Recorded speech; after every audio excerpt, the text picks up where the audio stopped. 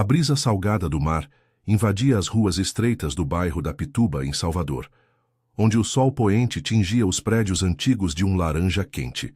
Era uma tarde de sexta-feira, e o trânsito na Avenida Otávio Mangabeira fervilhava com carros apressados, buzinas ecoando como um coro irritado. No meio daquela confusão urbana, Ana Clara caminhava devagar, uma mão protetora sobre a barriga de 7 meses. Aos 28 anos, ela era uma mulher de pele morena, cabelos cacheados presos em um coque simples, vestindo um vestido florido que já começava a apertar. O cansaço do dia no consultório odontológico onde trabalhava como auxiliar a fazia arrastar os pés, mas o brilho em seus olhos falava de uma esperança nova, o bebê que ela e o marido, Lucas, tanto esperavam. Lucas era um homem comum, um mecânico de 32 anos que consertava carros na garagem de um tio no bairro do Rio Vermelho. Eles se conheceram na juventude, em uma festa de São João na Orla, e construíram uma vida modesta em um apartamento alugado no subúrbio de Cajazeiras. Nada de luxos, mas havia amor, risadas nas noites de domingo com feijão e música de Gilberto Gil ao fundo. Ana Clara sonhava com o quarto do bebê, pintado de azul claro, e com as histórias que contaria para acalmar as noites insones. Mas naquela tarde, o destino viraria tudo de cabeça para baixo. Do outro lado da cidade, no alto da Barra, onde os condomínios de luxo se erguiam como sentinelas brancas contra o céu, vivia Roberto Albuquerque, o milionário dono de uma rede de construtoras que devorava terrenos na costa baiana. Aos 45 anos, ele era um homem de ternos italianos, relógios de ouro e um ego que não cabia no seu Porsche Cayenne. Casado com Ana Clara há 8 anos, Roberto via o casamento como uma extensão de seus negócios. Ela era a esposa troféu, bela e discreta, perfeita para os eventos sociais. Mas por trás das portas de vidro temperado da mansão, a realidade era outra. Roberto bebia demais nas noites de estresse e suas explosões de raiva eram como tempestades repentinas. Ana Clara aprendera a se calar, a engolir as humilhações pelo bem do bebê. É só estresse do trabalho, ela se repetia, tocando a barriga como um talismã. Naquela manhã, tudo começara com uma discussão banal. Roberto chegara tarde da noite anterior, cheirando a uísque e perfume barato de secretária. Ana Clara, acordada pela azia da gravidez, questionara onde ele estivera. "Não me enche, mulher. Você acha que sustento essa casa para virar interrogatório?" Gritara ele, batendo a porta do quarto. Ela passara o dia fora, no consultório, evitando o confronto. Mas ao voltar para casa no fim da tarde, o pior viria. O elevador do prédio parou no térreo, e Ana Clara saiu para o saguão climatizado, o ar fresco contrastando com o calor úmido da rua. Roberto já estava lá, esperando com o carro estacionado em frente à entrada privativa. Seus olhos estavam vermelhos, o colarinho da camisa desabotoado. "Entra logo, temos que ir ao coquetel dos investidores", ordenou ele, sem nem olhar para ela. Ana Clara hesitou, sentindo uma contração leve na barriga, o bebê se mexendo como se pedisse calma. "Roberto, eu não me sinto bem hoje. Podemos pular isso?" murmurou ela, a voz suave, acostumada a não contrariar. Ele virou-se bruscamente, o rosto contorcido em fúria. "Você não se sente bem? Eu é que passo o dia lidando com esses abutres por causa de você e dessa barriga que te deixou lerda. Entra no carro agora." A discussão escalou ali mesmo, no estacionamento subterrâneo, ecoando nas paredes de concreto. Ana Clara recuou um passo, as mãos tremendo. "Por favor, Roberto, o bebê. Eu só preciso de um dia de paz." Mas ele avançou, o punho cerrado não em soco, mas em um empurrão impulsivo no ombro dela, forte o suficiente para desequilibrá-la contra a grade de metal ao lado da escada de emergência. O impacto foi como um trovão interno. Ana Clara escorregou, caindo de lado no chão frio, a dor explodindo na região lombar e irradiando para a barriga.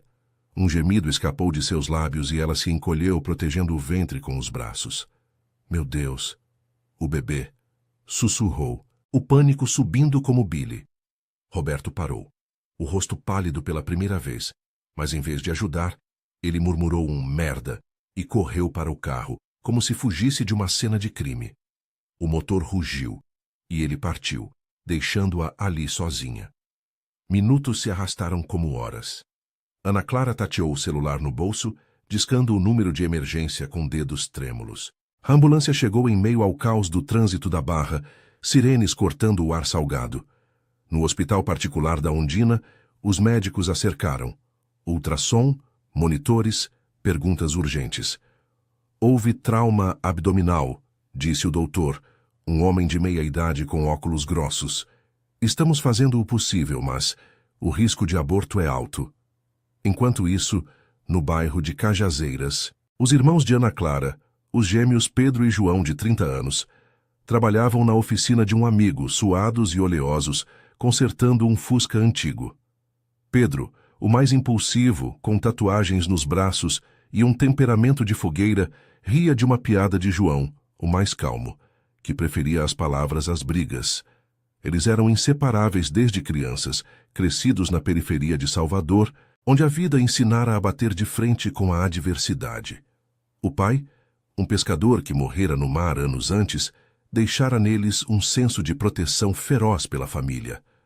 Ana Clara era a caçula, a joia que eles defendiam com unhas e dentes, mesmo que ela tivesse escolhido um caminho diferente, casando com o patrão rico.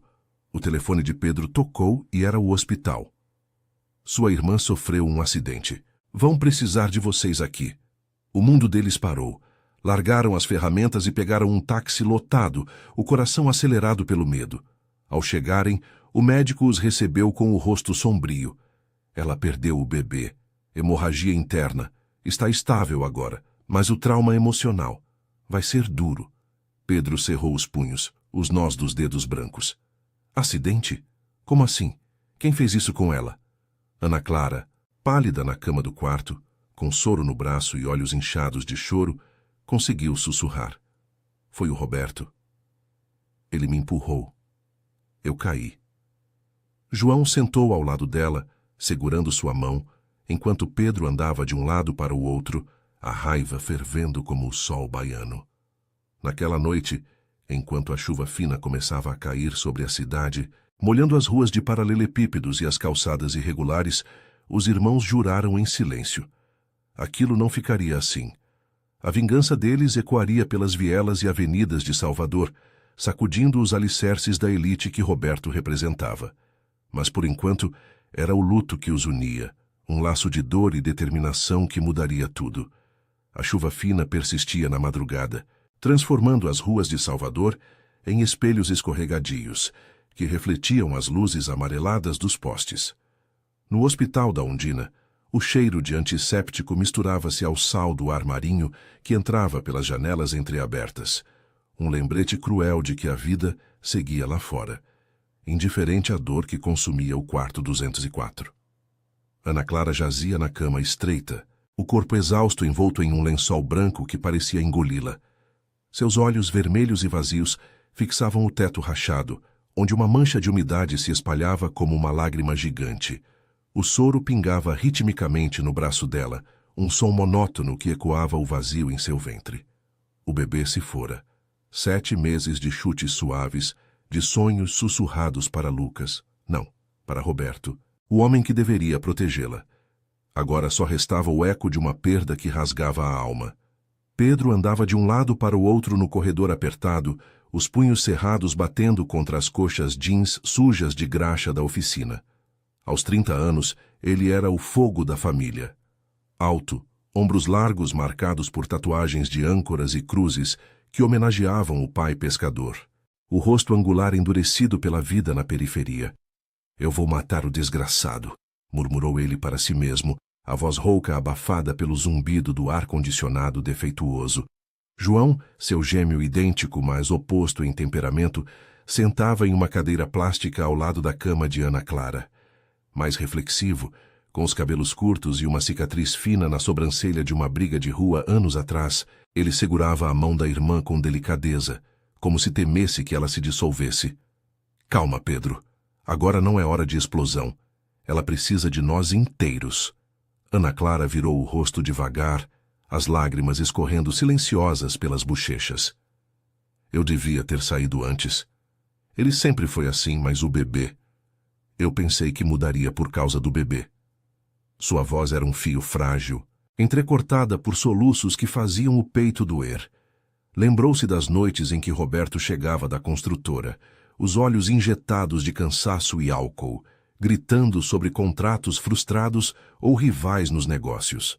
Ela, auxiliar de dentista em um consultório modesto no Garcia, engolia as ofensas para manter a paz na mansão da Barra. Você é só uma mulher comum que eu tirei da lama, ele dissera uma vez rindo com amigos em um jantar chique. Agora aquela lama, a família humilde de Cajazeiras, era o que a ancorava. João apertou a mão dela, os olhos castanhos cheios de uma dor compartilhada. Você não teve culpa, mana. Culpa é dele, desse verme rico que acha que pode pisar em todo mundo. Lembra quando a gente era criança, no barraco perto do mar? Pai nos ensinou a não baixar a cabeça. Vamos passar por isso juntos. Ele falava devagar, como sempre, escolhendo palavras que curassem em vez de ferir. Pedro parou de andar e se aproximou, ajoelhando ao pé da cama. Seu rosto, uma cópia do de João, mas com linhas de raiva mais profundas, suavizou por um instante. E eu não vou deixar isso quieto. Amanhã a gente vai atrás dele. Mas primeiro, você descansa. Eu e João ficamos aqui.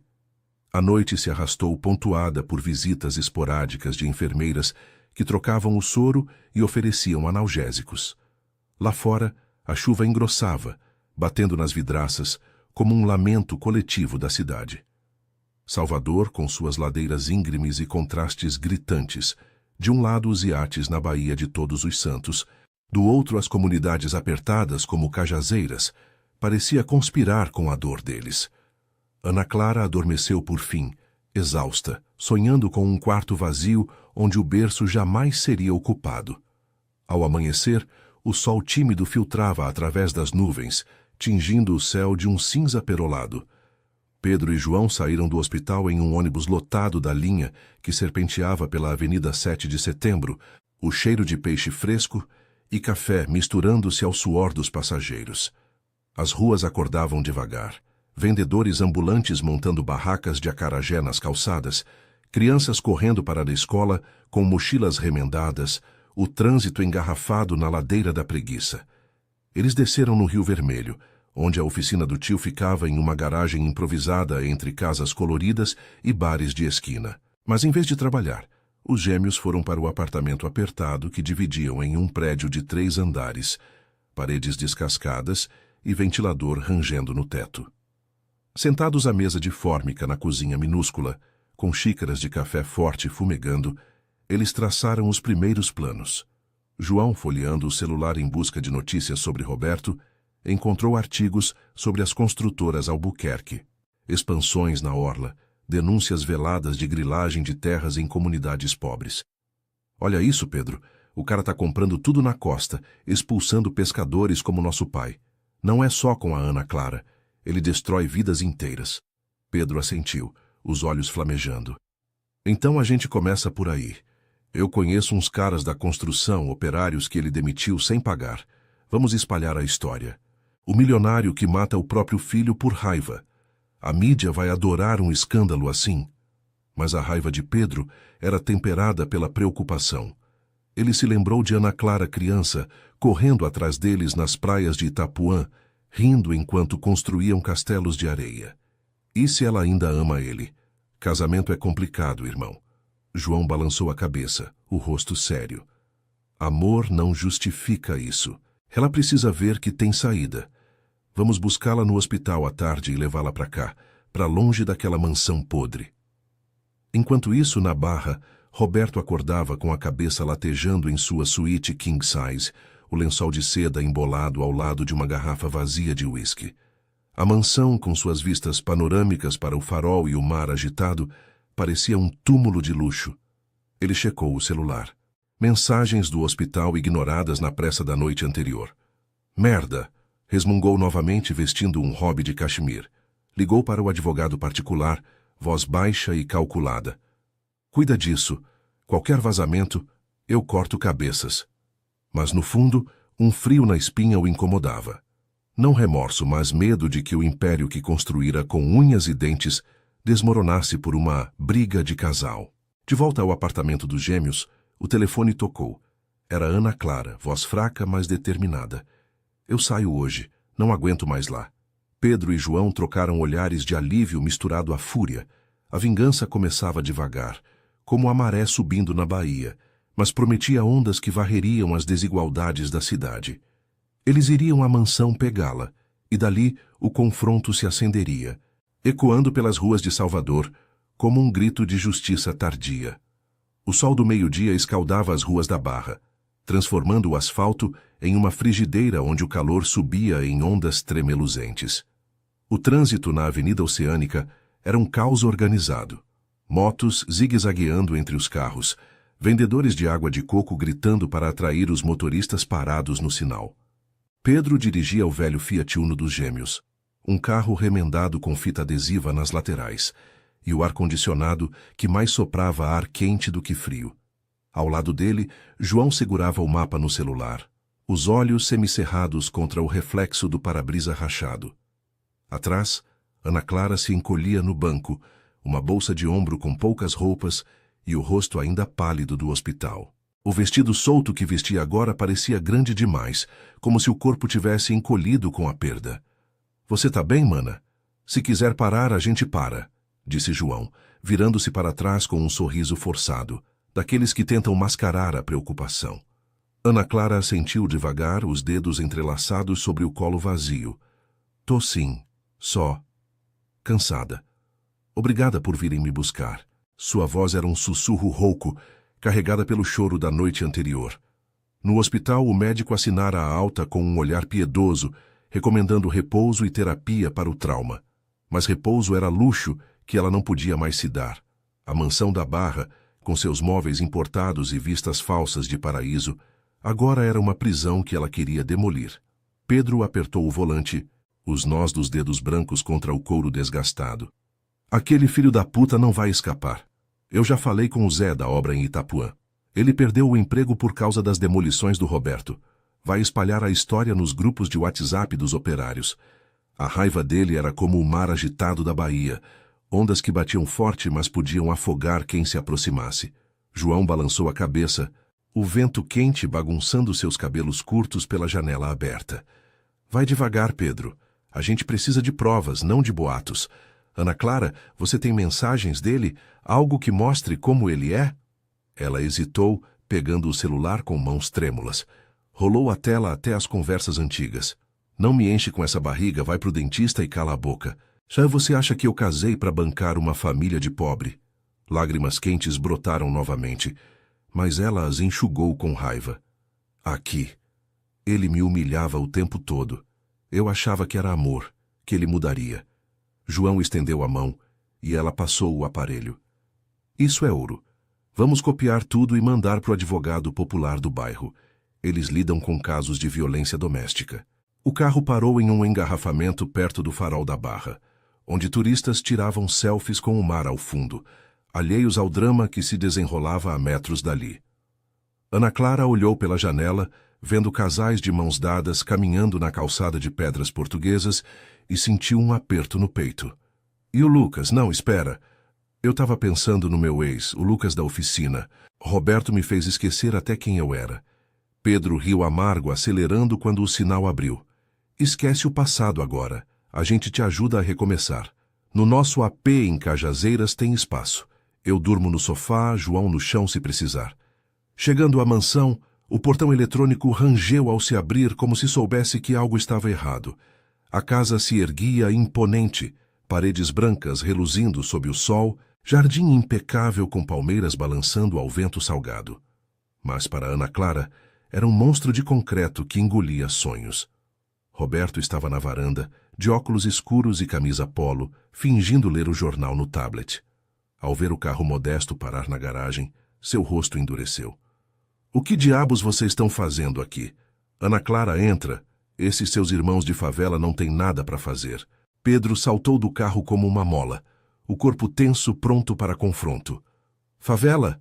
Olha quem fala, o rei da grilagem que expulsa gente como a gente para construir esses palácios vazios." João desceu mais calmo, ajudando Ana Clara a sair, mas seus olhos faiscavam. Ela parou no meio do caminho, as pernas firmes pela primeira vez em dias. Roberto, eu vou embora. Não aguento mais suas explosões, suas traições. O bebê. Você matou nosso bebê com sua raiva. A voz dela ganhou força, ecoando no ar parado da garagem. Roberto se levantou, o rosto vermelho sob os óculos. Vai embora? Com esses dois palhaços? Você acha que vai sobreviver sem mim? Eu te tirei daquela vida miserável em Cajazeiras. Ele avançou um passo, mas Pedro se interpôs, o peito estufado. Tira a mão dela de novo e eu te quebro, milionário. A gente sabe de tudo. As demissões sem pagar, as terras roubadas dos pescadores. Sua rede vai desabar. João puxou Ana Clara pelo braço, guiando-a para dentro da casa. Pega suas coisas, a gente te espera no carro. Lá dentro, o ar-condicionado gelado contrastava com o calor externo, mas o ambiente era sufocante.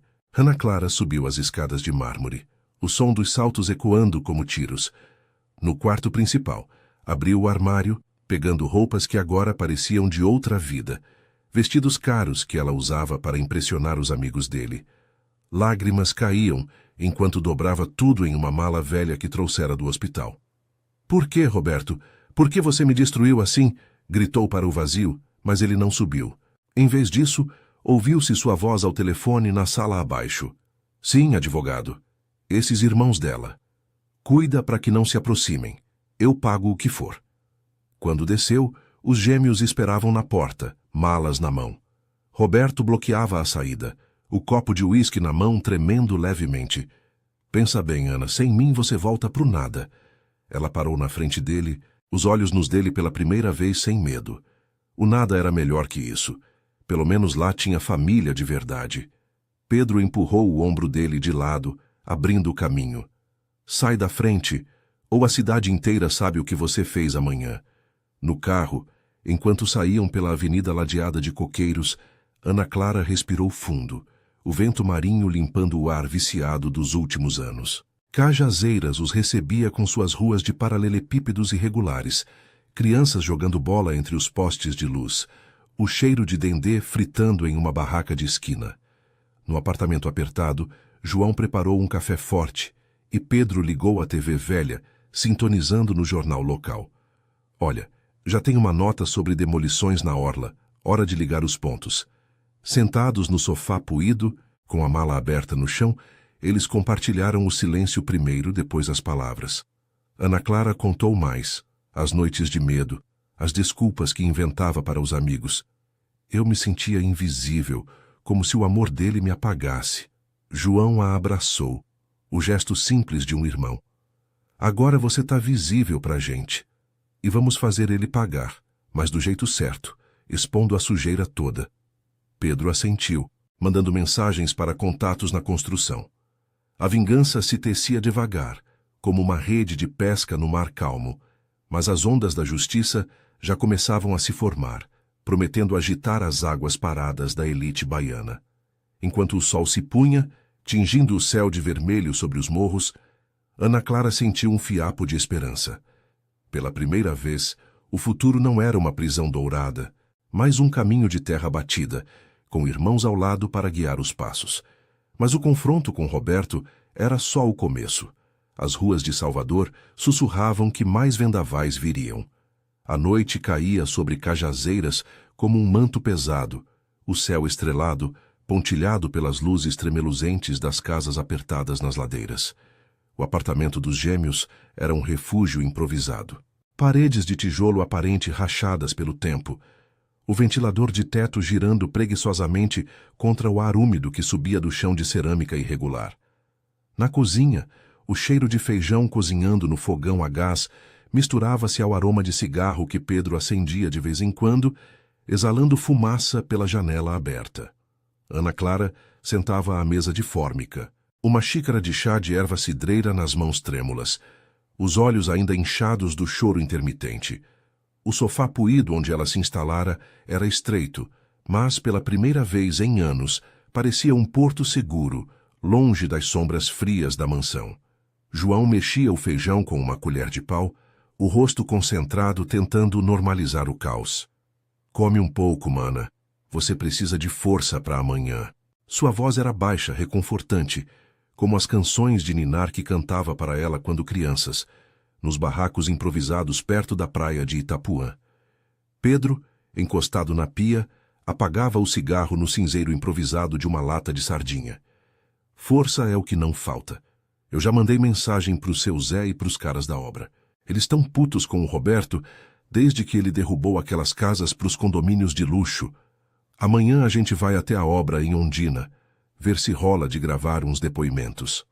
Ana Clara ergueu o olhar, a dor no peito ainda fresca como uma ferida aberta. E se ele souber? O Roberto tem advogados, contatos na polícia. Ele me disse uma vez que compra quem quiser. Lembrou-se das festas na Barra, onde ele exibia o poder como um troféu. Apertos de mão com vereadores, brindes com empresários que olhavam para ela como um acessório. Agora, naquele apartamento simples, com o barulho distante de uma bola quicando na rua e o latido de cachorros vadios, ela via a ilusão desmoronar. Eu me sinto culpada por envolver vocês. Vocês têm suas vidas? Pedro bufou, aproximando-se e sentando na cadeira rangente ao lado dela. Vidas? A gente vive para a família, Ana. Lembra do pai? Ele pescava o dia todo no mar bravo, voltava com as mãos calejadas, mas nunca deixou a gente passar fome. O Roberto te tirou isso tudo, o bebê, a dignidade. Ele acha que dinheiro compra silêncio, mas nas ruas de Salvador, a verdade grita mais alto. Seus olhos castanhos e intensos brilhavam com uma mistura de raiva e lealdade. João serviu o feijão em pratos lascados, adicionando farofa e um ovo frito por cima. Come sim, e amanhã a gente começa devagar. Nada de violência, Pedro. A gente expõe as sujeiras, as demissões sem pagamento, as terras griladas em comunidades como a nossa. Eu achei um grupo online de moradores afetados. Eles querem justiça. A refeição foi silenciosa no início, o tilintar dos talheres ecoando no espaço confinado. Ana Clara mastigava devagar, o gosto salgado do feijão trazendo memórias de domingos em família, antes do casamento que a isolara. Eu trabalhava no consultório no Garcia, ganhava pouco, mas era honesto. Com ele eu parei tudo para ser a esposa perfeita. Agora, o que sobrou? Lágrimas escorreram novamente, mas João estendeu o guardanapo de pano, um gesto simples que valia mais que joias. Sobrou você, mana. E a gente? Volta pro dentista se quiser, ou a gente acha algo melhor. Aqui em Cajazeiras tem uma creche precisando de auxiliar. Eu falo com a coordenadora. Pedro assentiu limpando o prato com um pedaço de pão amanhecido. E o resto? Eu vou ligar pro jornalista do jornal à tarde. Conheço ele da oficina. Consertou o carro dele uma vez. Se a gente mostrar as mensagens, as fotos do hospital, vai virar notícia. Mas por trás da bravata, uma sombra de dúvida pairava. Ele sabia que Roberto não era só um marido abusivo, era um pilar da elite baiana, com construtoras que moldavam a cidade, erguendo torres onde outrora havia peladas de futebol e redes de pesca. Sacudir aquilo podia custar caro, empregos, segurança, até a liberdade. A conversa fluiu para o passado como um bálsamo. Ana Clara contou das brigas veladas, das noites em que se trancava no banheiro da mansão, ouvindo os gritos dele ecoarem pelo mármore frio. Ele me empurrou como se eu fosse nada, o bebê. Eu sentia ele mexer, João, agora é só silêncio. João apertou o ombro dela, os músculos tensos sob a camisa surrada. Silêncio passa. Olha pra gente. Crescemos sem mãe, com pai no mar, e aqui estamos, de pé. Pedro, mais prático, pegou o celular e mostrou um vídeo antigo. Os três na praia rindo enquanto pulavam ondas, o sol dourando a areia. Isso não some, e a vingança. Vai ser como essas ondas. Começa pequena, mas engole tudo. Dormiram tarde, o apartamento iluminado por uma lâmpada fraca que zumbia como um inseto. Ana Clara no sofá, coberta por um lençol quiltado. Os irmãos no quarto minúsculo dividindo a cama de solteiro. Lá fora, a brisa noturna carregava o som de um trio elétrico distante, ensaiando para o carnaval que se aproximava, um contraste irônico com o luto deles. No sonho de Ana Clara, o bebê chorava, mas os irmãos a erguiam, carregando-a para longe das sombras. Ao amanhecer, o sol filtrava pelas cortinas finas, acordando-os com um calor pegajoso. O ônibus para Ondina lotava na parada da rua de cima. Passageiros apertados com sacolas de mercado e mochilas de trabalho. Pedro e João flanqueavam Ana Clara, que vestia uma blusa simples e jeans, o cabelo solto ao vento. A viagem serpenteava pelas avenidas, da periferia para o centro, passando pelo Pelourinho com suas fachadas coloridas e turistas matinais, até a orla onde as obras de Roberto se erguiam como esqueletos de concreto. O canteiro era um formigueiro, guindastes rangendo, operários de capacetes suados carregando tijolos sob o sol impiedoso. Seu Zé, um homem de 50 anos com bigode grisalho e mãos calejadas, os recebeu atrás de uma pilha de areia, longe dos fiscais. Ouvi a história da sua irmã. O patrão Albuquerque é um demônio. Demitiu meu filho sem um tostão, depois de anos na obra. Aqui, olha isso. Ele mostrou fotos no celular. Casas demolidas em uma comunidade próxima, famílias despejadas para dar lugar a resorts. Ele falsifica documentos, suborna a prefeitura. Se vocês têm provas da agressão, eu junto depoimentos de mais 10. Ana Clara sentiu um nó na garganta, vendo nos olhos dele o reflexo de sua própria dor, invisibilidade multiplicada pela pobreza. Enquanto gravavam com o celular de João, um capataz se aproximou, o rádio crepitando em seu cinto. Ei, o que é isso? Proibido filmar. Pedro se interpôs, o corpo erguido como uma barreira. Só conversando, chefe, nada que te interesse. O homem hesitou, reconhecendo talvez o sotaque da periferia, e se afastou resmungando. Mas o incidente acelerou o pulso deles. No caminho de volta, no ônibus balançante que subia a ladeira íngreme, Ana Clara sussurrou. Isso vai dar certo? Medo de ele retaliar. João sorriu, pela primeira vez genuíno. Medo a gente tem todo dia, mas juntos a gente vira onda. De volta ao apartamento, Pedro enviou os áudios para o jornalista, o coração acelerado. O celular vibrou minutos depois. Interessante, vamos marcar. A semente da vingança brotava, enraizando nas contradições de Salvador. De um lado, o luxo da Barra, do outro, a resiliência de Cajazeiras. Mas enquanto o sol se punha, tingindo os morros de laranja, uma ligação de Roberto chegou ao celular de Ana Clara. Volta ou eu acabo com eles. A ameaça pairava, prometendo tempestades maiores, mas os irmãos, unidos, preparavam-se para o vendaval que sacudiria a cidade. A manhã seguinte amanheceu com um sol implacável sobre Cajazeiras, o ar carregado de umidade que grudava na pele como uma segunda camada de suor. O apartamento dos gêmeos fervilhava de atividade, o rádio na cozinha sintonizado em uma estação local, tocando axé suave para afastar o peso da noite anterior. Ana Clara acordara cedo, o corpo dolorido no sofá improvisado, mas pela primeira vez em dias, uma faísca de determinação acendia em seu peito. Ela se levantara para ajudar João a preparar o café da manhã. Pão de queijo quentinho, comprado na padaria da esquina, e café coado forte, o aroma preenchendo o espaço apertado como um abraço familiar. Pedro, ainda de pijama velho, andava de um lado para o outro com o celular na mão, relendo a mensagem do jornalista. Ele disse que publica amanhã no À Tarde. Com os áudios e as fotos das demolições, vai ser o fim do Roberto. Mas essa ligação dele ontem. Volta ou eu acabo com eles. O cara tá acuado. Sua voz era um rosnado baixo, os músculos dos braços tensionados enquanto ele batia o punho na palma da mão. João, servindo o café em xícaras lascadas, balançou a cabeça, o rosto sereno, mas os olhos alertas. Não responde, Ana. Bloqueia o número. Ele quer te puxar de volta pro buraco. Hoje a gente vai na creche, como eu falei. Lá você pode recomeçar, perto da gente. Ana Clara sentou à mesa, os dedos traçando o padrão rachado da fórmica, o coração acelerado pela ameaça ecoando em sua mente. Eu bloqueei, sim. Mas e se ele mandar alguém? Ele tem homens, contatos na polícia da Barra. Eu vi ele falando com um delegado em uma festa, rindo como se a lei fosse brinquedo.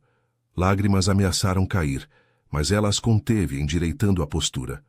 O trauma do hospital ainda pulsava, o vazio na barriga, o som do monitor flat-lineando na memória. Mas ali, com os irmãos, ela se sentia menos frágil. Obrigada por não me deixarem sozinha, eu me sinto viva de novo. O dia se desenrolou em uma correria urbana típica de Salvador. Eles saíram no ônibus lotado da linha 0301, que subia a ladeira íngreme em direção ao bairro de Brotas, onde a creche ficava em um prédio comunitário pintado de amarelo desbotado. As ruas pulsavam com vida, mães carregando crianças nos quadris, vendedores de tapioca fritando na calçada sob toldos improvisados, o cheiro de cebola caramelizando, misturando-se ao diesel dos motores. João conversou com a coordenadora, uma mulher de 40 anos chamada Dona Lúcia, com tranças longas e um sorriso que iluminava o rosto marcado pelo cansaço. Precisamos de alguém como você, Ana Clara. Auxiliar no atendimento, ajudar com as artes. O salário é modesto, mas aqui a gente cuida uns dos outros. Eu mesma perdi um filho para dengue anos atrás. Sei o que é dor. Enquanto esperava na sala de espera, com paredes cobertas de desenhos infantis e o som de risadas ecoando do pátio, Ana Clara sentiu um aperto no peito. As crianças corriam, cheias de energia inocente, e ela imaginou seu bebê ali, brincando sem medo. Eu aceito, disse ela ao final, a voz firme pela primeira vez. Era um passo pequeno, mas real. Voltar ao trabalho, reconectar-se com o mundo além das paredes douradas da mansão. Pedro, do lado de fora fumando um cigarro encostado no muro grafitado, sorriu ao vê-la sair com o folheto da creche na mão. Boa, mana, um pé na frente do outro. Mas a calmaria durou pouco. No caminho de volta, o celular de João vibrou com uma notificação. O jornalista havia enviado um rascunho da matéria. Escândalo na elite baiana. Construtor milionário acusado de violência doméstica e grilagem de terras. Os depoimentos de seu Zé e dos operários estavam lá, misturados às mensagens de Roberto e a foto borrada do hospital. Vai ao ar online hoje à tarde, escreveu ele. Preparem-se, isso vai viralizar nos grupos da periferia. A notícia se espalhou como fogo em palha seca. Ao chegarem ao apartamento, o bairro já fervilhava. Vizinhos batendo na porta. O seu Manuel da mercearia do outro lado da rua. Um homem magro de chapéu de palha, trazendo uma sacola de frutas. Ouvi no rádio agora. É verdade? Aquele Albuquerque empurrou a moça grávida. Meu neto trabalhava na obra dele. Demitiram sem pagar o 13º. Ana Clara assentiu, o rosto corando com a exposição repentina, mas uma onda de solidariedade a envolveu. Dona Rosa, a viúva idosa do andar de baixo, subiu com um prato de bobó de camarão ainda quente. Come, filha. Aqui em Cajazeiras, a gente não deixa ninguém cair. Meu marido era pescador como o pai de vocês. Sabe como é lutar contra os tubarões de terno. A tarde se transformou em um turbilhão. Pedro recebeu ligações de ex-funcionários de Roberto, um pedreiro de 55 anos, voz trêmula no telefone, contando de uma demolição ilegal em Amaralina que deixou famílias na rua.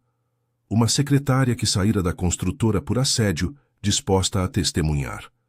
João organizava tudo em um caderno velho, anotando nomes e detalhes, enquanto Ana Clara respondia mensagens de apoio em um grupo de bairro criado na hora. Você é forte, mana. Olha o que a gente está construindo, disse João, abraçando-a quando o sol começou a baixar, tingindo as ladeiras de ouro. Mas Roberto não ficaria parado. O celular bloqueado de Ana Clara tocou em um número desconhecido. Era o advogado dele, voz aveludada e ameaçadora. Senhora Albuquerque, seu marido lamenta o mal-entendido.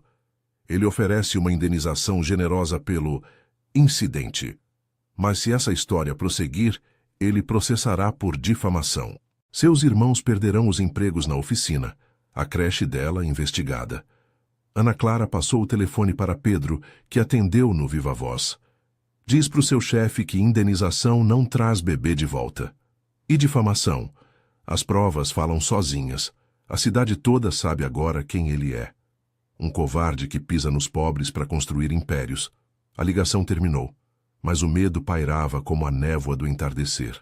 No jantar, Um ensopado simples de legumes que João preparara com o que havia na geladeira, eles discutiram o próximo passo. Amanhã tem protesto na orla, contra as demolições. A gente vai, leva cartazes com a história da Ana. Vai unir todo mundo, propôs Pedro, os olhos flamejando. Ana Clara hesitou, o estômago revirando. E se der errado? Ele pode mandar capangas. João pegou sua mão, o toque firme e quente. Errado é deixar quieto. Lembra do pai. Ele enfrentava o mar todo dia sabendo do risco. A gente faz o mesmo pela justiça. Enquanto a noite caía, com o som de samba ecoando de uma casa vizinha e o vento salgado soprando pela janela, Ana Clara deitou no sofá. O coração mais leve apesar da tempestade iminente. A solidariedade do bairro, um abraço coletivo contra a invisibilidade, tecia uma rede ao seu redor. Mas no fundo, ela sabia. O vendaval se aproximava e Roberto, acuado em sua mansão, preparava o contra-ataque. As ruas de Salvador, com seus contrastes de luxo e luta, estavam prestes a tremer com a fúria de uma família unida, prometendo um clímax que ecoaria além das ladeiras. O sol nascente tingia as ladeiras de Cajazeiras de um dourado tímido, mas o ar já carregava o peso de uma manhã carregada de tensão. O protesto contra as demolições na orla começava cedo, e o bairro pulsava com uma energia febril.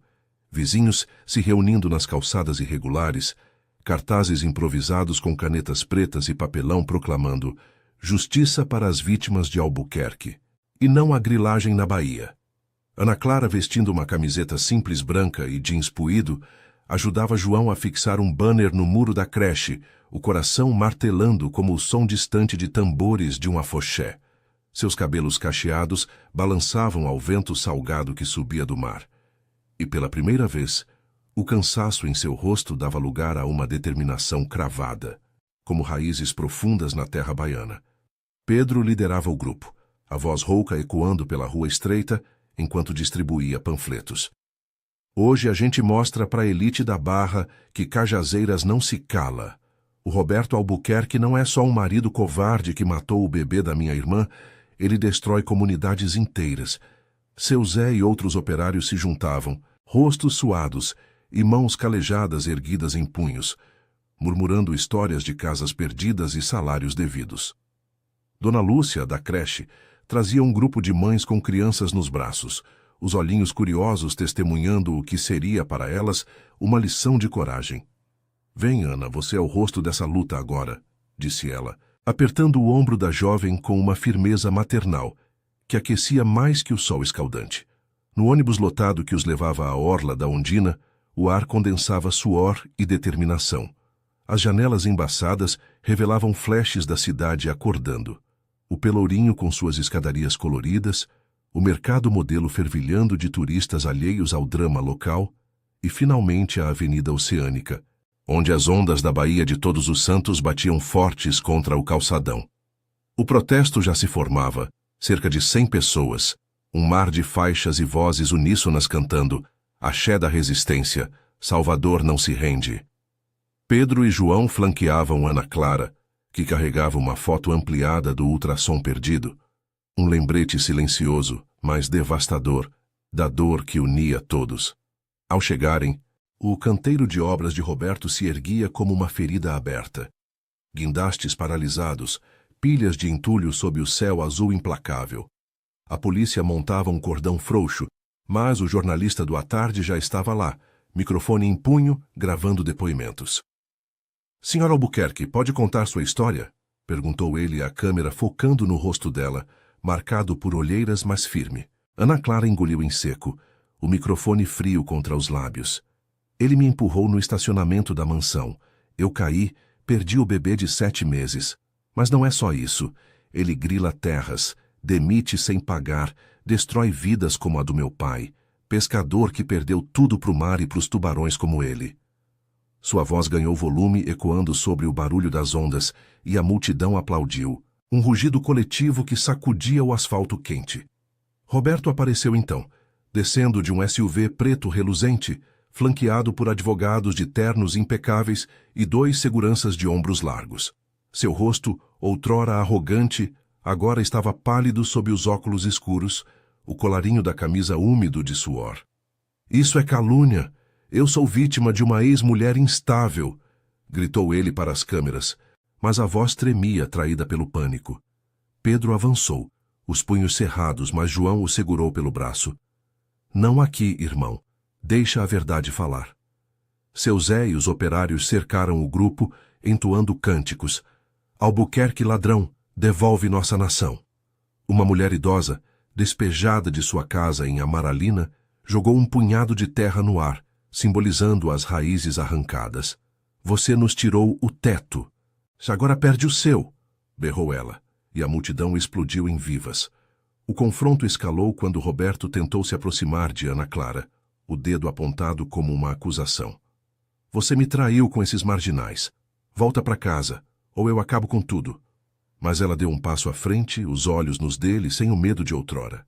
Casa? Aquela prisão de luxo? Não, Roberto. Eu perdi o bebê por sua raiva. Mas ganhei minha voz de volta. E Salvador inteira sabe agora quem você é. Um homem que pisa nos pobres para construir castelos de areia. As palavras dela cortaram o ar como uma lâmina, e flashes de câmeras piscaram, capturando o momento. Pedro, contendo a fúria, ergueu o celular com as mensagens humilhantes, projetando-as em uma tela improvisada de um vizinho tech-savvy. Olha aí. O milionário das ofensas. Mulher de pobre? Pois agora os pobres te julgam. A polícia interveio, dispersando o grupo com megafones, mas era tarde. O vídeo viralizava nas redes, compartilhado por grupos de bairro, sindicatos e até páginas de ativistas da orla. No fim da tarde, enquanto o sol se punha em um espetáculo de vermelhos e laranjas sobre a Bahia, a notícia explodia. Construtoras de Roberto paralisadas por boicotes, investidores fugindo, a prefeitura anunciando investigação por grilagem. Ele foi levado para depoimento, o Porsche confiscado como garantia, o império rachando como as paredes descascadas de cajazeiras. De volta ao apartamento, exaustos mas vitoriosos, os três sentaram no sofá puído, o ventilador rangendo como um aplauso. Ana Clara, com uma xícara de chá nas mãos, sentiu as lágrimas finalmente caírem, não de dor, mas de alívio. Vocês sacudiram a cidade por mim, o bebê. Ele teria orgulho. João a abraçou, o cheiro de suor e mar ainda nele. Não foi só por você, mana. Foi por todos nós, pelas famílias invisíveis. Pedro, pela primeira vez calmo, acendeu um cigarro na janela, olhando as luzes da cidade piscando lá embaixo. E agora? A creche te espera, eu e João voltamos para a oficina, mas se precisar a gente tá aqui. Dias se passaram em uma calmaria reconquistada. Ana Clara começou no emprego, ajudando crianças a pintar murais de ondas e peixes, o riso delas preenchendo o vazio em seu peito. O bairro a acolhia com gestos simples. Dona Rosa trazendo quitutes, seu Manoel oferecendo um quarto extra em sua casa. Roberto, processado por violência e corrupção, via seu mundo desabar, mansão à venda, rede de construtoras sob escrutínio. Mas, em uma visita ao hospital, ele pediu perdão por carta, anônima, admitindo o remorso tardio.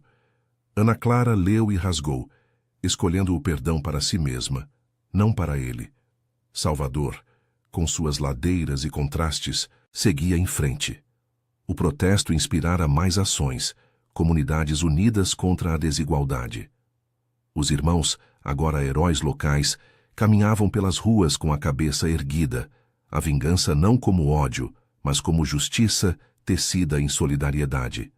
Ana Clara, tocando a barriga vazia, mas o coração cheio, sonhava com um futuro de terra firme, onde a bondade de uma família simples vencia os vendavais da elite.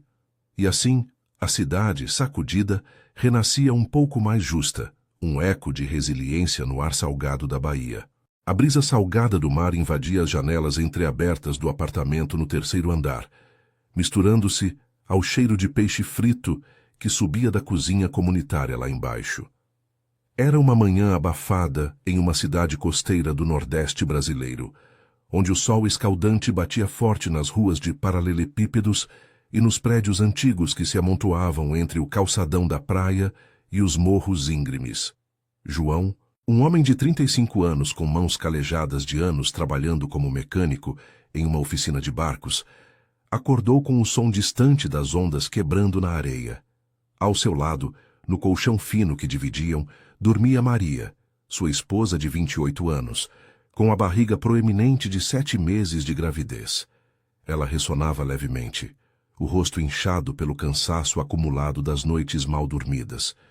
João se espreguiçou, sentindo o peso da rotina que os prendia àquele bairro operário, onde as casas de alvenaria se espremiam umas contra as outras, e o barulho das marés altas ecoava como um lembrete constante da precariedade da vida. Ele havia crescido ali, filho de pescadores que mal tiravam o sustento do mar imprevisível. Maria, por sua vez, viera de uma família de agricultores do interior, fugindo da seca que devorava as plantações anos atrás. Eles se conheceram em uma festa de São João, dançando forró sob as fogueiras na praia, e o casamento veio logo depois, como uma âncora em meio à instabilidade. Mas a vida não fora gentil. O salário de João mal cobria o aluguel do apartamento apertado, as contas da luz que piscava nos dias de temporal. E agora, com o bebê a caminho, a pressão só aumentava. Ele se levantou devagar, evitando acordá-la, e foi até a cozinha minúscula, onde preparou um café forte com pão amanhecido. Enquanto bebia, seu olhar vagou para o celular sobre a mesa de plástico. Uma mensagem piscava na tela. Saudades, amor. Hoje à noite. Era de Carla, a amante que ele conhecera 6 meses antes, em uma noite chuvosa no bar da esquina. Carla tinha 30 anos. Trabalhava como recepcionista em um hotel na orla. E representava para João um escape da monotonia sufocante. Seus encontros eram furtivos, em motéis baratos nos arredores da cidade, onde o som das ondas abafava os sussurros de culpa. Ele respondia sempre com o coração acelerado, prometendo mundos que não podia dar, mas a excitação da proibição o viciava. Maria se mexeu no quarto, gemendo baixinho. João guardou o celular no bolso e voltou para ela. "Bom dia, meu bem", murmurou, beijando sua testa suada. Ela abriu os olhos, o rosto pálido contrastando com as sardas que o sol deixara em sua pele morena. "Dói um pouco aqui na barriga", disse ela, tocando o ventre com delicadeza. João franziu a testa, mas sorriu para tranquilizá-la. "É normal, vai passar. Hoje eu saio mais cedo da oficina, a gente vai no posto de saúde fazer aquele exame." Maria assentiu, mas seus olhos carregavam uma sombra de preocupação. A gravidez não fora planejada, mas eles a abraçaram como uma bênção, um recomeço.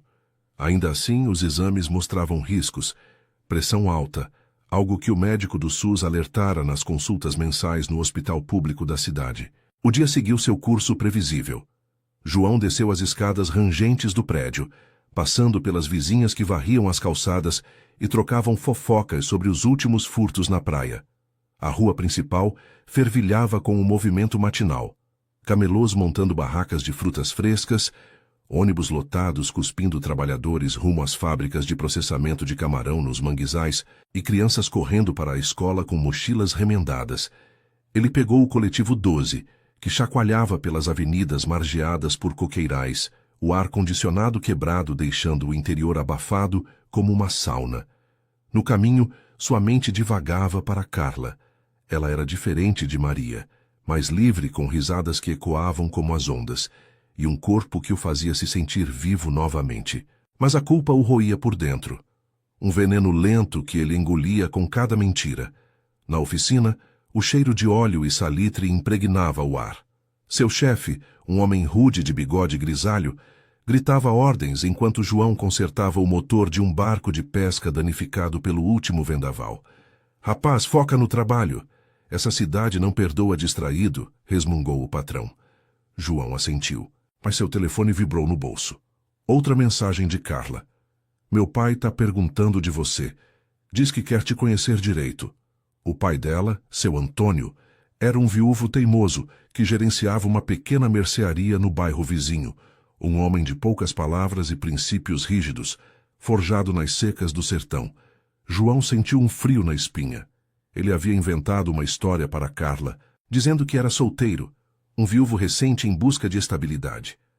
A ideia de enfrentar seu Antônio o aterrorizava, mas o desejo de solidificar o que sentia por ela o impulsionava. À tarde, o inesperado aconteceu. Maria ligou para o celular de João, a voz trêmula e ofegante. João, tô passando mal, a barriga dói muito. O bebê não tá se mexendo direito. Ele largou as ferramentas no chão, o coração disparando como um motor engasgado. Fica calma, eu tô indo. Liga pro SAMU agora. Correu para a rua, acenando para um táxi que passava devagar. O trânsito caótico da hora do rush os atrasava, motos zigue-zagueando entre os carros, buzinas ecoando como um coro de desespero. Chegando ao apartamento, encontrou Maria pálida no chão da sala, o rosto contorcido de dor, uma poça de líquido ao seu lado. É a bolsa, João. O bebê. Ela murmurou agarrando sua mão. Ele a ergueu nos braços, o pânico nublando sua visão, e desceu as escadas aos tropeços. O SAMU chegou minutos depois, sirene cortando o ar salgado. Os paramédicos a colocaram na maca, verificando os sinais vitais enquanto a ambulância acelerava pelas ruas estreitas, luzes piscando contra os prédios descascados. João seguia no banco de trás, segurando a mão dela, as lágrimas escorrendo sem que ele percebesse. No hospital municipal, um prédio cinzento e lotado na periferia da cidade, o caos reinava. Corredores abarrotados de pacientes, o cheiro de desinfetante misturado a suor e ansiedade. A médica, uma mulher de jaleco amarrotado, examinou Maria rapidamente. Pré-eclâmpsia grave. Precisamos operar agora, cesariana de emergência. O risco para o bebê e para a mãe é alto. João congelou, o mundo girando ao seu redor. Enquanto empurravam Maria para a sala de cirurgia, ela apertou sua mão uma última vez. Cuida de mim, João. Promete. Ele assentiu, a voz presa na garganta. Sozinho no corredor frio, com azulejos rachados e bancos de plástico lotados de famílias angustiadas, ele tirou o celular do bolso. Tremendo, discou para Carla. Vem pro hospital. É agora. Eu não aguento mais isso. Minutos depois, Carla chegou, o rosto preocupado, o perfume floral contrastando com o ambiente estéril. Seu pai, seu Antônio, a acompanhava, franzindo a testa ao ver João ali, desgrenhado e pálido. — O que está acontecendo, rapaz? Perguntou o velho, a voz rouca como o vento do mar. João olhou para Carla, o coração dividido entre o amor antigo e o novo, a culpa e o desespero. Em um impulso insano, enquanto o eco distante dos bisturis na sala de cirurgia preenchia o ar, ele se ajoelhou. — Carla, casa comigo, eu te amo mais que tudo. As palavras saíram como um grito abafado, ecoando no corredor lotado, enquanto seu Antônio arregalava os olhos em choque. O corredor do hospital municipal ecoava com o burburinho abafado de vozes cansadas e o rangido ocasional de rodas de macas sendo empurradas. As luzes fluorescentes piscavam fracamente no teto, lançando sombras alongadas nos azulejos sujos de anos de uso intenso. Seu Antônio, com sua camisa xadrez desbotada e calças remendadas nas bainhas, ficou paralisado por um instante, os olhos castanhos endurecidos pelo sol do sertão fixos em João. O velho homem, que havia perdido a esposa para uma febre braba 10 anos antes, apertou os punhos ao lado do corpo magro, como se estivesse se preparando para uma briga de faca em uma feira de gado.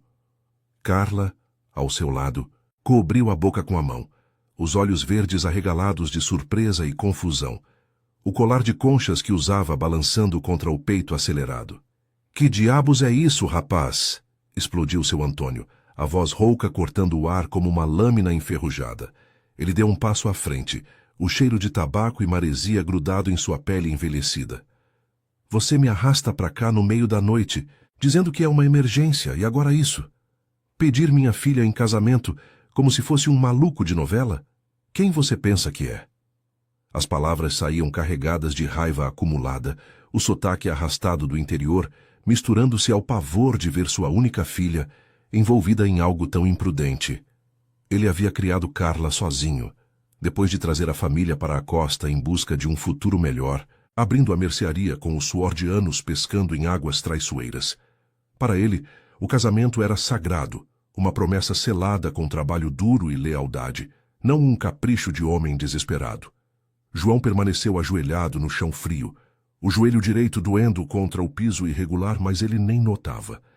Seu rosto, marcado por linhas de cansaço e suor, erguia-se para Carla, implorando com os olhos castanhos que tanto a cativaram nos primeiros encontros. Eu não aguento mais viver pela metade, Carla. Você me faz sentir inteiro. Casa comigo, por favor. A gente pode começar do zero, longe dessa bagunça toda. As palavras tremiam em sua voz, um misto de pânico e paixão que ele mal controlava. No fundo da mente, flashes de Maria na maca, o rosto pálido e suplicante, o martelavam como ondas quebrando em rochas, mas o desespero da emergência o cegava. Ele havia passado a vida inteira remendando o que se quebrava. Barcos, motores, promessas, e agora, com o bebê em risco e o peso da traição esmagando seu peito, via em Carla uma salvação ilusória. Carla recuou um passo, o salto baixo de seu sapato ecoando no corredor. Seu uniforme de recepcionista do hotel ainda estava amarrotado da correria para chegar ali, e o perfume leve de jasmim que ela usava parecia deslocado naquele ambiente de antisséptico e dor. João, o que você está fazendo? Você disse que era viúvo, que estava sozinho. Mas e agora? Essa emergência é de quem? Seus olhos dançavam entre o noivo improvisado e o pai, o coração batendo descompassado. Ela se lembrava das noites em que João chegava ao motel com olhares furtivos, contando histórias de uma vida solitária, de um amor perdido no mar. Aquilo a tocara, a fizera se abrir como não fazia há anos, desde o fim de um namoro ruim com um pescador bêbado. Mas agora, o ar ao redor parecia denso de segredos não ditos, e o medo de ser mais uma peça em um jogo alheio a invadia como uma maré alta. Antes que João pudesse responder, uma enfermeira de plantão, com o rosto exausto sob a touca, passou apressada, carregando uma bandeja de instrumentos. Senhor, por favor, abaixe o tom. Tem gente precisando de paz aqui. Seu Antônio ignorou o aviso, inclinando-se para puxar João pelo colarinho da camisa suja de graxa. Levanta daí, homem. Minha filha não é troféu para você ganhar no desespero. Eu te conheci na mercearia, você comprando pão e sorrindo falso. Se tem algo escondido, desembucha agora, ou eu mesmo te boto para correr. O velho tremia de fúria, as veias no pescoço saltando, mas havia uma tristeza profunda em seus olhos, a de um pai que via a filha correndo para o mesmo abismo que ele evitou por tanto tempo. João se levantou devagar, as pernas bambas, e encarou seu Antônio. Eu errei, seu Antônio. Tenho uma esposa. Ela está lá dentro, operando agora. O bebê pode não sobreviver. As confissões saíram aos tropeços, como se cada palavra doesse mais que um soco. Carla soltou um gemido baixo, cobrindo o rosto com as mãos, lágrimas escorrendo entre os dedos. Casado? Com uma grávida? Meu Deus, João, como você pôde? A dor em sua voz era crua, ecoando as decepções que ela carregava desde a infância, quando a mãe partira cedo demais, deixando-a com um pai rígido e um mundo de responsabilidades prematuras. O tempo pareceu esticar no corredor, enquanto famílias em bancos próximos observavam em silêncio, seus próprios dramas se entrelaçando no ar pesado. Uma senhora idosa, com um rosário nas mãos, murmurou uma prece baixinho, o som se misturando ao zumbido distante de monitores na UTI. João estendeu a mão para Carla, mas ela se afastou, o corpo rígido como uma concha fechada. Eu te amava de verdade, sussurrou ela, a voz embargada. Mas isso é traição demais. Seu Antônio colocou o braço ao redor dos ombros da filha, guiando-a para longe, os passos ecoando como um adeus definitivo. Vamos embora, menina. Esse aí não presta. Sozinho novamente, João encostou-se à parede fria, o peito arfando. O relógio na parede marcava 2 da madrugada, e o sol da manhã costeira já infiltrava as janelas altas, tingindo o caos de um laranja melancólico. Ele deslizou até o chão, a cabeça entre as mãos, o remorso o consumindo como o salitre que corroía os barcos na oficina. Longe dali, na sala de cirurgia, o destino de Maria e do bebê pendia em um equilíbrio frágil. alheio ao furacão que João havia desencadeado. A culpa o sufocava, misturadas a um vazio que o fazia questionar cada escolha da vida. Do casamento apressado com Maria, aos encontros roubados com Carla. Naquele hospital periférico, onde o SUS lutava contra a sobrecarga diária, ele se sentia mais invisível que nunca.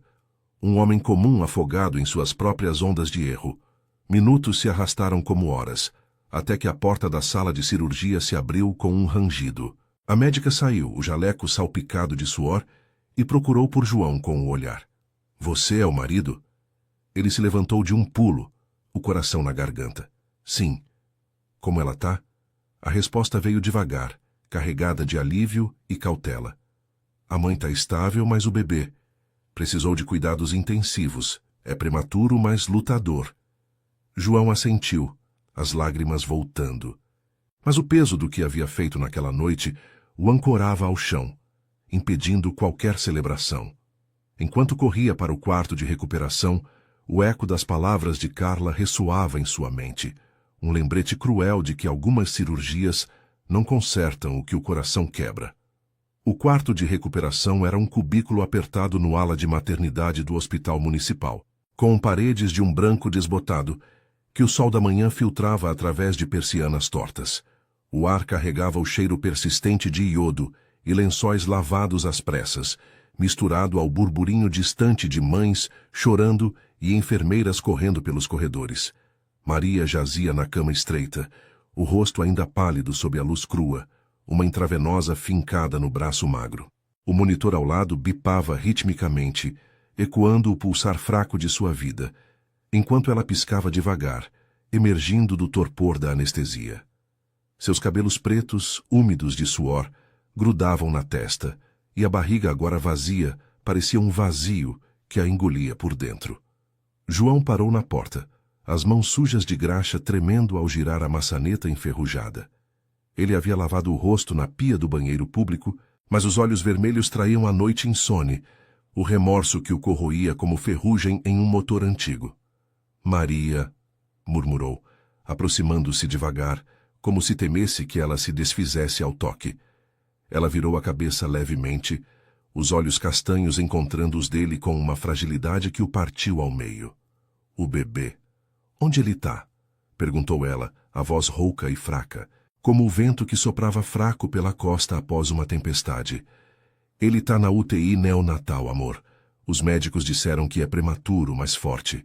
Vai ficar bem, eu prometo. João sentou na cadeira de plástico ao lado da cama, pegando a mão dela com cuidado, sentindo o calor fraco da pele contra a sua. Calejada de anos consertando redes de pesca e motores enferrujados. Mentira e verdade se misturavam em sua mente. Ele não sabia se o bebê sobreviveria àqueles primeiros dias críticos, com pulmões imaturos lutando contra o ar salgado que invadia as janelas do hospital. Maria apertou a mão dele de volta, um sorriso tênue curvando seus lábios rachados. Eu senti tanto medo, João. Achei que a gente ia perder tudo, mas agora eu só quero ver ele. Lágrimas escorreram pelo canto de seus olhos, traçando linhas salgadas na pele exausta. Ele assentiu, engolindo o nó na garganta, o peso da traição pulsando como uma ferida aberta. Como poderia contar a ela sobre Carla, sobre o joelho no chão frio do corredor, as palavras impulsivas que haviam destruído não só sua aventura, mas qualquer resquício de dignidade que restava? Em vez disso, ele se inclinou, beijando a testa dela com ternura forçada. Eu cuidei de você como prometi. Fica descansando, eu vou falar com o médico sobre o bebê. Saiu do quarto com as pernas pesadas, o corredor agora iluminado pelo sol que subia alto, tingindo o caos de um dourado enganoso. Famílias se aglomeravam nos bancos, algumas com flores murchas nas mãos, outras com rostos marcados pela pobreza que forçava partos em hospitais lotados como aquele. Do lado de fora do hospital, o ar da manhã costeira batia revigorante, carregado do cheiro de peixe fresco dos barcos que atracavam no porto próximo. João acendeu um cigarro com mãos trêmulas, encostando-se à grade enferrujada que separava o pátio do trânsito barulhento da avenida principal. Motos e ônibus lotados passavam, cuspindo fumaça e trabalhadores rumo às fábricas de salga nos manguezais. Ele precisava pensar, mas o telefone vibrou no bolso, uma mensagem de Carla. Não me procure mais, você destruiu tudo. As palavras o acertaram como um soco no estômago, e ele apagou o cigarro no chão rachado, sentindo o vazio se expandir. Enquanto isso, na mercearia de seu Antônio, no bairro adjacente à orla, o sol filtrava pelas prateleiras de latas enferrujadas e sacos de farinha. O lugar era um oásis precário em meio às ruas de areia e casas de taipa, com o balcão de madeira marcado por anos de negociações apressadas. Carla arrumava as gôndolas com movimentos mecânicos, os olhos inchados de choro contido, o uniforme do hotel trocado por uma blusa simples de algodão. Seu pai, atrás do caixa, cortava pão com uma faca cega. O silêncio entre eles pesado como o ar úmido da maré baixa. Menina, você tá quieta demais desde ontem, disse ele por fim, a voz rouca suavizada pela preocupação paternal. Ele havia passado a noite em claro, remoendo a cena no hospital, a raiva dando lugar a uma tristeza profunda por ver a filha machucada. Carla parou, uma lata de leite condensado na mão, e deixou escapar um suspiro. Pai, eu me sinto uma idiota. Ele mentiu para mim desde o começo, casado, com uma mulher grávida, e ainda pede em casamento no meio do caos? Como eu não vi? As lágrimas voltaram, quentes e amargas, escorrendo pelo rosto enquanto ela se encostava ao balcão. Seu Antônio largou a faca e contornou o móvel, abraçando-a com braços fortes, marcados por veias salientes de quem carregava caixas de suprimentos sozinho. O mundo tá cheio de homem assim, filha. Eu vi muitos na seca do interior, prometendo o céu e entregando poeira. Mas você é forte, como sua mãe era. Não deixa isso te quebrar. Ele a apertou, o cheiro de tabaco e pão fresco envolvendo-a como um escudo, lembrando-a das noites em que ele contava histórias do sertão para afastar os medos da infância. De volta ao hospital, João esperava na UTI neonatal, uma sala envidraçada onde incubadoras zumbiam como colmeias. O bebê, minúsculo e rosado, lutava sob tubos e máscaras, os olhos fechados em um sono frágil. Uma enfermeira de plantão, com o rosto bondoso sob a touca, permitiu que ele se aproximasse. Ele se chama o quê? Perguntou ela, ajustando um monitor. Pedro, respondeu João, a voz embargada, tocando o vidro com a ponta dos dedos. Pedro, o nome que Maria escolhera, em homenagem ao avô pescador que se perdeu no mar. Ali, vendo o filho lutar, a culpa o invadiu como uma onda avassaladora. Ele havia traído não só Maria, mas o futuro que construíam com unhas e dentes, em um bairro onde o mar dava e tirava sem piedade. Horas depois, no quarto, Maria adormeceu exausta, e João saiu para o pátio, onde o sol do meio-dia escaldava o concreto.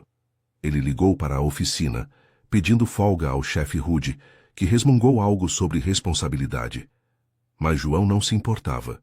O trabalho parecia distante agora, um eco da vida que ele quase jogara fora. Caminhando pela avenida margeada de coqueiros, o vento salgado bagunçando seus cabelos, ele avistou a praia ao longe, as ondas lambendo a areia como um convite à reflexão. Precisava consertar o que quebrara, falar com Carla, implorar perdão a Maria, ser o pai que Pedro merecia. Mas o caminho era árduo, pavimentado com as ruas irregulares da cidade, onde famílias como a dele lutavam contra a invisibilidade diária. Na mercearia, seu Antônio observava a filha servir um cliente idoso, uma senhora que comprava arroz a prazo, os olhos dela ainda vermelhos, mas com uma faísca de determinação. Pai, eu vou superar isso, disse Carla baixinho, enquanto a porta tilintava com a saída da cliente. Ele assentiu, orgulhoso. É assim que se faz, menina. Um dia de cada vez. Longe dali, João parou em uma banca de frutas na calçada, comprando mangas maduras para Maria, o suco doce escorrendo pelas mãos como lágrimas não choradas. A vida seguia, implacável como as marés, forçando-o a enfrentar as ondas que ele mesmo criara. Dias se arrastaram no hospital municipal como as ondas preguiçosas que batiam na praia distante. Mas para João, cada hora era um peso invisível sobre os ombros. O sol escaldante do Nordeste infiltrava-se pelas janelas gradeadas do quarto de Maria, onde ela descansava em uma cama que rangia a cada movimento. O ar-condicionado quebrado zumbia inutilmente, deixando o ambiente úmido e pegajoso, misturado ao cheiro de remédios e lençóis que nunca secavam por completo. Maria, ainda fraca da cirurgia, passava as tardes olhando para o teto rachado, os olhos perdidos em um vazio que João não ousava sondar. O bebê, Pedro, permanecia na UTI neonatal, uma bolha de vidro e tubos que o isolava do mundo, seu corpinho minúsculo lutando contra infecções precoces que os médicos combatiam com antibióticos intravenosos. "Ele está melhorando, né?" perguntava Maria toda manhã, a voz um fio tênue, e João assentia, forçando um otimismo que não sentia. Ele mal dormia, revezando-se entre o quarto dela e a UTI, onde o zumbido constante dos monitores o hipnotizava como um mantra de culpa. A conta do hospital começava a se acumular, remédios extras, exames que o SUS demorava a aprovar, e o aluguel do apartamento no bairro Operário que vencia em poucos dias. João voltava à oficina apenas pela manhã, consertando barcos com mãos que tremiam, o chefe resmungando sobre a produtividade baixa. "Tá com a cabeça no mar, rapaz! Aqui não é lugar para devaneio!"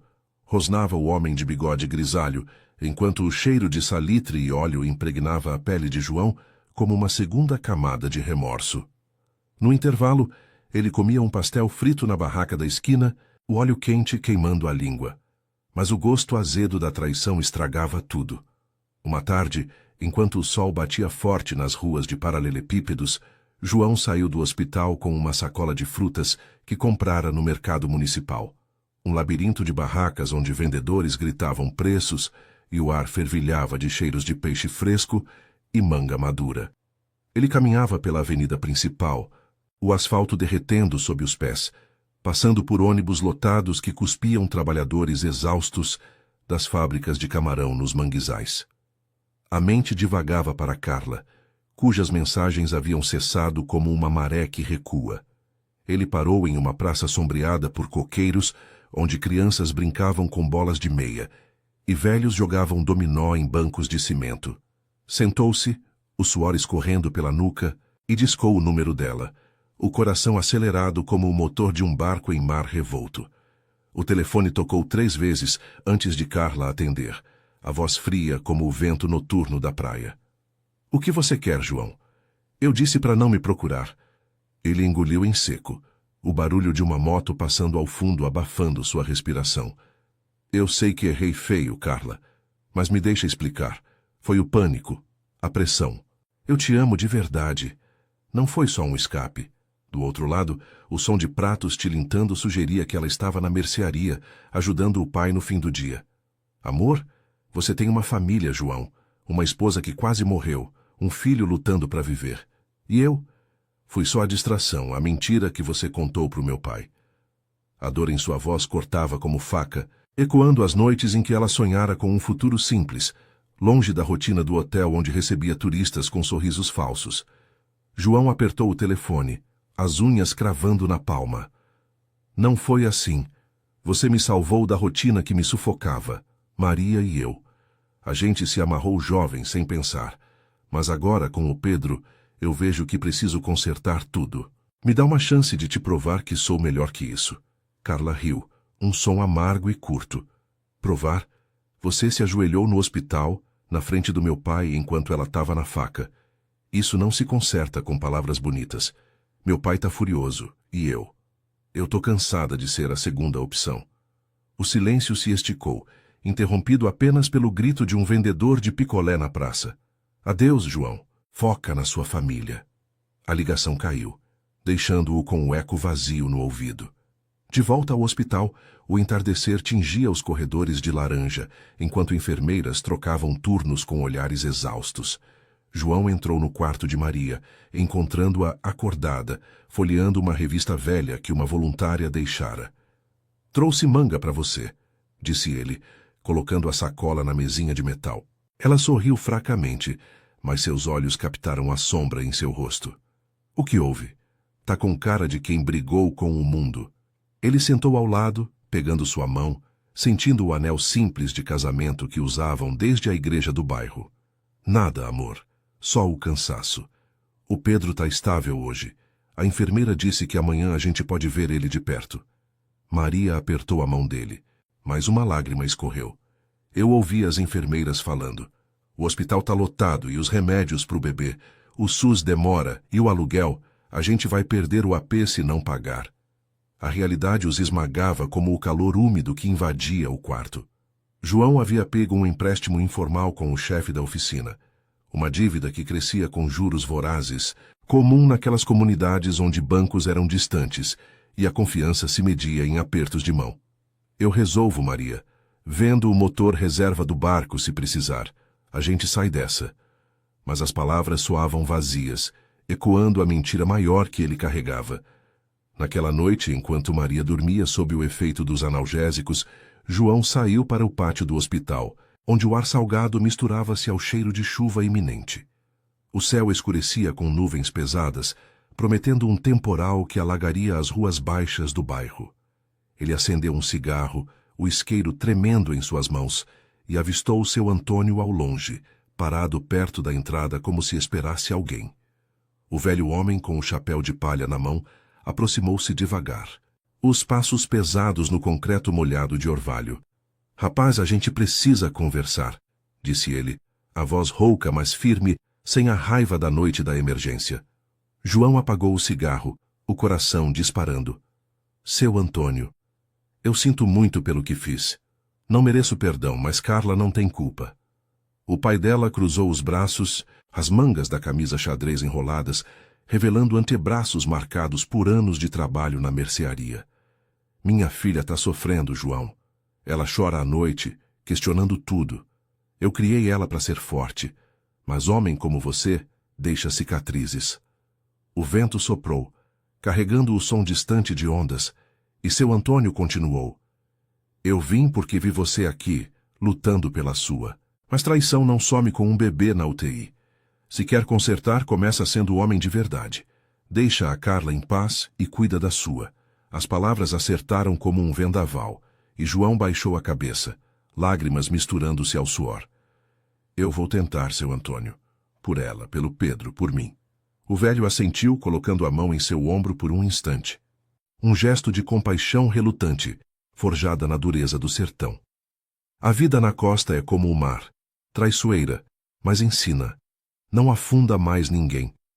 Ele se afastou, desaparecendo na noite que caía, deixando João sozinho com o rugido da tempestade que começava a desabar, chuva grossa batendo no telhado, como lágrimas acumuladas. No dia seguinte, o hospital acordou com o cheiro de terra molhada infiltrando os corredores. Pedro fora transferido para um berço comum, um milagre pequeno que encheu Maria de uma alegria frágil.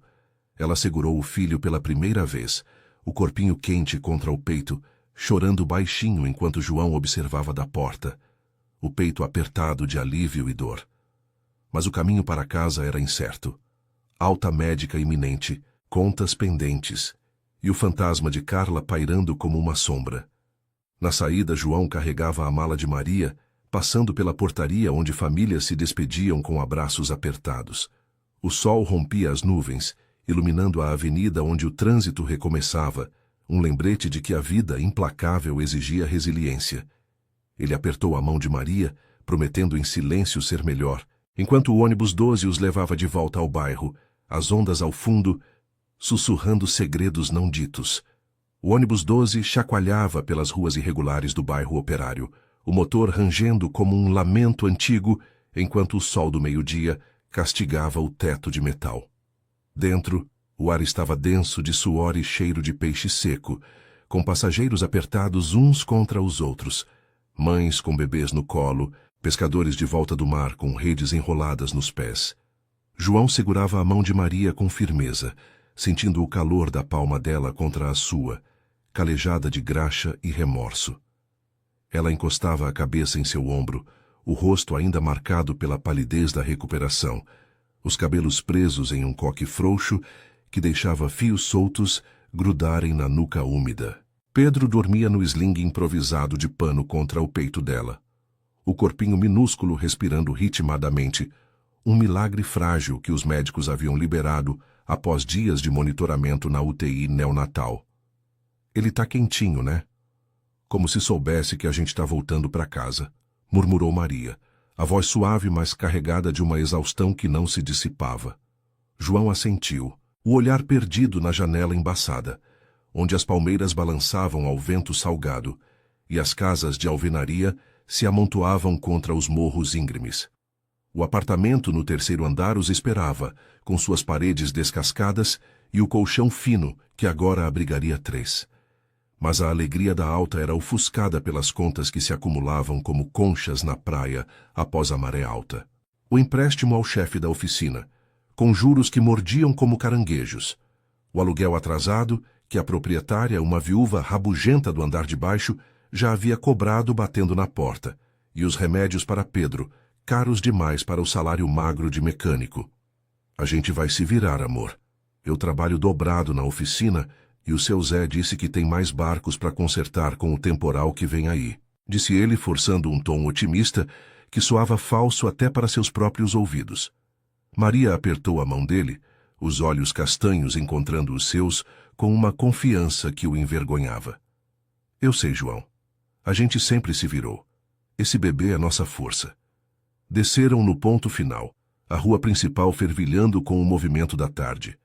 Camelôs gritando ofertas de coco gelado, crianças correndo atrás de uma bola furada e o som distante das ondas quebrando na praia como um rugido constante. Subiram as escadas rangentes do prédio, o ar abafado invadindo os pulmões, misturado ao cheiro de feijão cozinhando nas cozinhas vizinhas. Dona Lourdes, a vizinha do segundo andar, espiou pela porta entreaberta, o rosto enrugado iluminado por um sorriso maternal. Olha só o neném. Deus abençoou Maria, vem cá, deixa eu ver. Ela estendeu os braços ossudos, marcada por anos lavando roupa no rio próximo, e pegou Pedro com delicadeza, embalando-o enquanto murmurava uma reza baixa. Eu trouxe um mingau de aveia para os primeiros dias. Não é muito, mas ajuda com o leite. O gesto simples de uma mulher que mal tinha o suficiente para si tocou Maria como um bálsamo. Obrigada. Dona Lourdes, você é um anjo nesse bairro. João observava em silêncio, o peito apertado pela gratidão e pela culpa.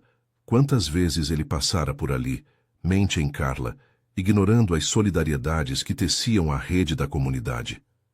No apartamento, o espaço apertado parecia ainda menor com o berço improvisado de caixote forrado de lençol. Maria deitou Pedro ali, cobrindo-o com um cobertor tricotado pela avó dela no interior, e se sentou na cama, as mãos trêmulas ao tocar a barriga agora vazia. Eu sinto falta dele dentro de mim, João, mas agora é real, né? A gente é família. Ele se ajoelhou ao lado dela, beijando sua mão, mas as palavras de seu Antônio ecoavam em sua mente. Cuida da sua. A traição era uma ferida aberta, infeccionando cada momento de ternura. É amor. Família para valer. Saiu para a cozinha minúscula, preparando um chá de ervas com as folhas que Dona Lourdes deixara, o vapor subindo como fumaça de um incêndio contido. À noite, enquanto Pedro choramingava de cólicas, João saiu para buscar leite em pó na mercearia da esquina. As ruas iluminadas por postes piscantes que lutavam contra a escuridão úmida. O ar carregava o cheiro de chuva recente, poças refletindo as luzes amareladas e o som de forró escapando de uma janela aberta. Mas ao se aproximar da mercearia de seu Antônio, no bairro vizinho, o coração acelerou. A vitrine iluminada mostrava prateleiras de pães e enlatados, e lá dentro, Carla atendia um cliente, o rosto composto, mas os olhos fundos de noites mal dormidas. Ele parou na calçada, o peso da sacola invisível em suas mãos, debatendo se entrava ou fugia. Só uma palavra, para fechar isso direito. Pensou, empurrando a porta tilintante. Seu Antônio ergueu os olhos do caixa, o bigode grisalho se contraindo em uma linha dura. Você aqui? Tem coragem, rapaz? Carla congelou atrás do balcão, os braços cruzados sobre o peito, o colar de conchas imóvel. O que quer, João? O leite? Eu embrulho e você vai embora. A voz dela era gelada, mas tremia nas bordas, revelando a dor que ainda sangrava. Ele se aproximou devagar, o cheiro de farinha e tabaco preenchendo o ar apertado. Não vim comprar briga, vim pedir perdão de verdade. Eu destruí o que a gente tinha, e pior, machuquei você e o seu Antônio. Mas o Pedro nasceu e ver ele lutando me fez ver o quanto errei. Não espero que volte, mas me deixa ser amigo se puder. Carla baixou os olhos, mordendo o lábio, enquanto seu Antônio observava em silêncio, os punhos cerrados sobre o balcão gasto. Amigo, depois de me fazer de boba na frente do hospital inteiro, eu sonhei com você, João, com uma vida simples, sem mentiras. Lágrimas brilharam, mas ela as enxugou rápido, erguendo o queixo com a teimosia do sertão. Meu pai me ensinou a perdoar, mas esquecer é outra coisa. Vai para sua família. Eles precisam de você inteiro. Seu Antônio interveio, a voz rouca suavizada pela fadiga do dia. A menina tem razão. Eu vi você no hospital carregando a mala dela. Começa aí. Mas se pisa na bola de novo, eu mesmo te confronto no mar. O velho estendeu uma lata de leite sem cobrar, um gesto de compaixão relutante que cortou João como uma rede rasgada. Saindo da mercearia, o vento salgado batia no rosto, carregando o som das ondas distantes. Ele caminhou de volta, as ruas vazias agora, exceto por um cachorro vira-lata farejando poças. No apartamento, Maria ninava Pedro, a luz fraca da lâmpada iluminando seu perfil sereno. Demorou, hein? Tudo bem? João entregou o leite, sentando ao lado dela, o peso aliviado por um fiapo. Tudo, amor. Só conversando com o seu Antônio. Ele me deu um conselho. Não contou o resto, mas pela primeira vez a mentira não doeu tanto. Era um passo para a verdade. Enquanto Pedro adormecia, João abraçou Maria, sentindo o cheiro de leite e esperança no ar úmido. O bairro dormia sob o céu estrelado da costa, onde as marés eternas lembravam que o perdão, como o mar, vinha em ondas lentas, mas transformadoras. Mas as dívidas ainda apertavam, e o amanhã traria o teste real de sua resiliência, forjado no sal e no suor da vida cotidiana. As semanas seguintes se arrastaram como as marés baixas que expunham as conchas quebradas na praia, revelando fragilidades que o dia a dia tentava esconder. O apartamento no terceiro andar, com suas paredes úmidas e o rangido constante das escadas, tornara-se um refúgio precário para João, Maria e o pequeno Pedro. O sol escaldante do nordeste batia forte nas janelas entreabertas, misturando o ar salgado do mar ao cheiro de mingau de aveia que Dona Lourdes trazia toda manhã. Um gesto de solidariedade que aquecia mais que o fogão a gás improvisado. Maria, ainda se recuperando da cesariana, passava os dias amamentando o filho no colchão fino, o corpo marcado por cicatrizes que doíam menos que o cansaço acumulado. Seus olhos, outrora cheios de uma inocência simples, agora carregavam uma sombra de dúvida, como se pressentisse as rachaduras no casamento que João tentava remendar com silêncios forçados. João acordava antes do sol nascer, o corpo pesado de noites mal dormidas, e descia para a rua ainda escura, onde o orvalho molhava os paralelepípedos, e os primeiros pescadores arrastavam redes rumo ao porto. Na oficina de barcos, o cheiro de salitre e graxa o recebia como um velho conhecido. Mas o chefe, com seu bigode grisalho e olhares desconfiados, apertava o passo. O empréstimo tá correndo, rapaz. Mais um mês e eu cobro com os juros que combinamos, resmungava o homem, enquanto João consertava um motor enferrujado, as mãos calejadas tremendo ao lembrar da dívida que nascera da emergência no hospital. O salário mal cobria o básico. Arroz, feijão e fraldas para Pedro, compradas a prazo na mercearia de seu Antônio, onde as visitas de João se tornaram um ritual tenso de olhares evasivos e trocas mínimas. Uma tarde chuvosa, com o céu cinzento despejando água grossa sobre os telhados de zinco, Maria confrontou o que pairava no ar. Pedro choramingava no berço de caixote, o corpinho agitado por uma febre baixa que os remédios do posto de saúde mal controlavam. Ela sentou na mesa de plástico da cozinha, o vapor do café subindo entre eles, e fixou os olhos em João. Você tá estranho desde o hospital, amor. Como se carregasse um peso que não divide comigo. É o dinheiro? Ou tem outra coisa? A voz dela era baixa, mas firme, forjada nas noites em que dançavam forró na praia e sonhavam com um futuro além da precariedade. João parou, a xícara tremendo em sua mão, o som da chuva batendo na janela como um tambor de culpa. As palavras de Carla ecoavam: vai para sua família. Ele respirou fundo, o peito apertado como uma rede enroscada. Eu traí você, Maria, antes do Pedro nascer, com uma mulher do bairro vizinho. Foi burrice, escape da pressão toda. O trabalho, o bebê, a gente apertado aqui. As confissões saíram aos tropeços, cruas como o peixe fresco que vendiam no mercado. Maria congelou, os olhos arregalados, uma lágrima escorrendo pelo rosto moreno, enquanto o mundo parecia desabar ao redor. No hospital, enquanto eu estava na cirurgia, ela se levantou devagar, as mãos apoiadas na barriga que ainda doía, o corpo tremendo como as palmeiras no vendaval. Eu quase morri, João. O Pedro quase não veio. E você? Você estava pedindo ela em casamento? A notícia se espalhara pelo bairro como fofoca em barraca de praia. Uma enfermeira tagarela contara a Dona Lourdes, que com bondade pesada alertara Maria em uma visita. João caiu de joelhos no chão úmido, as lágrimas misturando-se à poça de chuva que entrava pela fresta da porta. Eu estava louco de medo, amor, mas errei feio. Perdi ela e quase perdi você. Me dá uma chance de consertar. Pelo Pedro, pela gente que a gente construiu dançando na fogueira. Maria virou o rosto para a janela, vendo a rua alagada onde crianças chapinhavam em poças, rindo apesar da miséria. A dor a rasgava, um misto de traição e exaustão que ecoava as histórias de mulheres do bairro, abandonadas ou traídas em meio à luta diária.